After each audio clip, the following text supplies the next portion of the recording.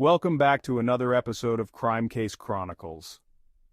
Today, we're revisiting one of the most famous and controversial cases in modern American legal history, the trial of O.J. Simpson.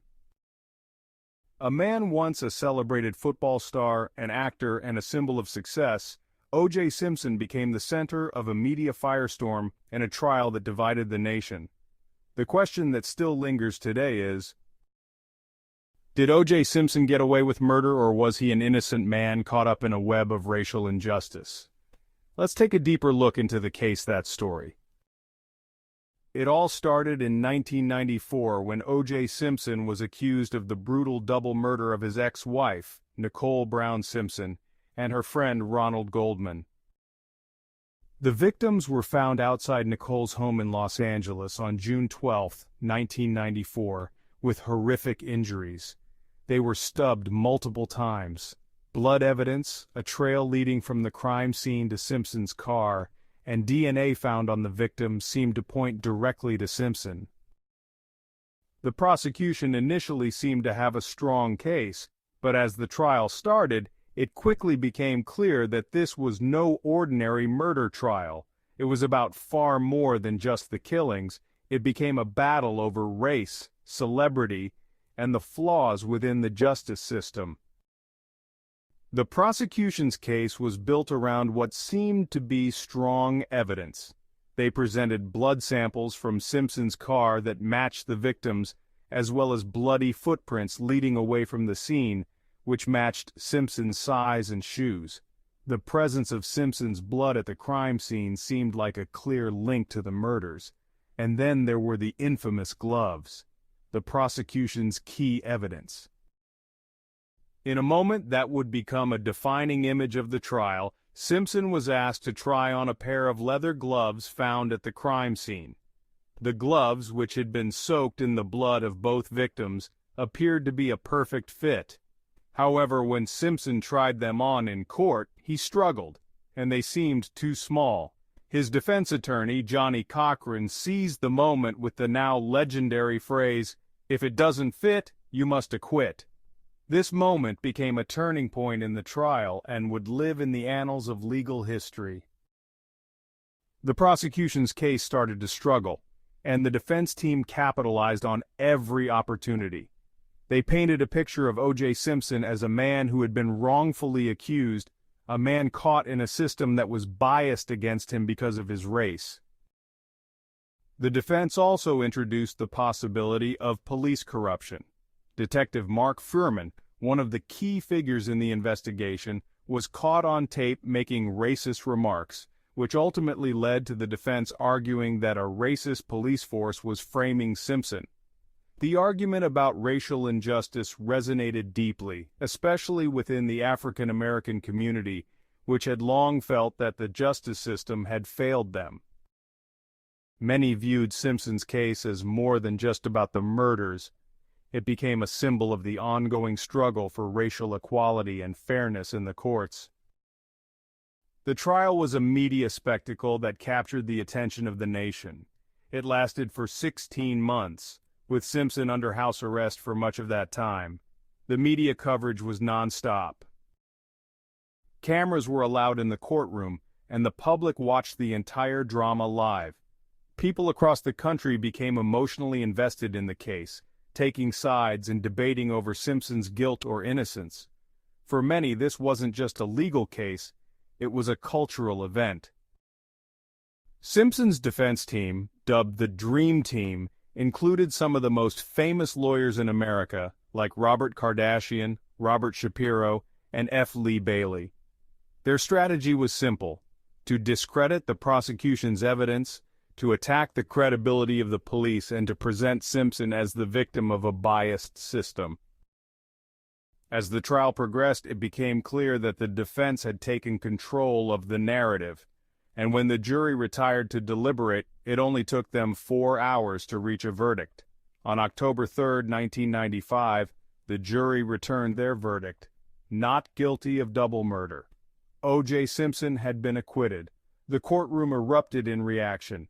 Simpson was visibly relieved, and his supporters in the African American community saw this as a victory. For them, this case symbolized more than just one man's fate. It was a statement against the racism and corruption they felt plagued the American justice system. However, the verdict was not universally embraced. The families of Nicole Brown Simpson and Ronald Goldman were devastated. They felt that Simpson had not only gotten away with murder, but that his fame and wealth had played a significant role in his acquittal. They were convinced that the jury had been swayed by Simpson's celebrity status and his defense team's racial arguments. Many also questioned whether the legal system had truly delivered justice, especially given the severity of the crime. After the trial, Simpson's life was difficult. His reputation was shattered. His career as an actor and athlete never truly recovered, and the public's perception of him was divided. Simpson later admitted that his life had been difficult, not because of the trial, but because of what followed it. His attempts to rebuild his career were unsuccessful, and he found himself in hate with his children and ex-wife's family. Then, in 1996, a civil lawsuit was filed against Simpson by the families of the victims. Unlike the criminal trial, the standard in civil court is a preponderance of the evidence, meaning it only requires more evidence in favor of the plaintiff than the defendant. The civil jury found Simpson responsible for the deaths of Nicole and Ronald, awarding the families $33.5 million in damages. However, Simpson never paid the majority of this money. Many felt that the civil lawsuit was the last chance for justice, but for the victims' families, it was bittersweet. The damage had been done, and Simpson's actions, both during and after the trial, continued to haunt him. But the story didn't end there. In 2007, Simpson found himself in legal trouble again, this time in Las Vegas. He was charged with armed robbery and kidnapping after he and a group of men stormed a hotel room and attempted to steal sports memorabilia that Simpson claimed was rightfully his. The memorabilia, including trophies and personal items, had been taken from him after he had been forced to sell many of his assets due to the civil suit. This time, there was no high-profile defense team, no dream team to back him up. Simpson was convicted on multiple charges, including armed robbery, and sentenced to 33 years in prison. The irony for many, Simpson, the man who had escaped murder charges, was now facing a lengthy prison sentence for a relatively minor crime involving memorabilia. They argued that his robbery conviction was the result of a biased system seeking to punish him after the sensational murder trial. The debate over his guilt continued to fester, especially among those who believed he had been the victim of a conspiracy. But in 2017, after serving almost 9 years, Simpson became eligible for parole. At the age of 70, he was granted parole and released from prison. His freedom marked the end of a lengthy and controversial chapter in his life, though the public's opinion of him remained sharply divided. Simpson moved to a gated community in Las Vegas, where he quietly resumed his love of golf. Despite his release, Simpson's past continued to haunt him. The murders of Nicole Brown Simpson and Ronald Goldman were never solved in the eyes of many. The case remained open, and new investigators took another look at the evidence. Some even suggested that other individuals, such as convicted serial killer Glenn Edward Rogers, might have been responsible for the murders. Rogers, who was serving time on death row, had confessed to multiple murders, including one that resembled the details of the killings of Nicole and Ronald, but there's still no proof to connect him to the crime. As of 2024, the question of whether O.J. Simpson was guilty or innocent remains unanswered for many. The scars of the case have never fully healed for those involved, and the debate continues. Was Simpson the victim of a biased system, or did he manipulate his fame and fortune to escape justice? Simpson's death in April 2024 after battling cancer, closed the book on his controversial life.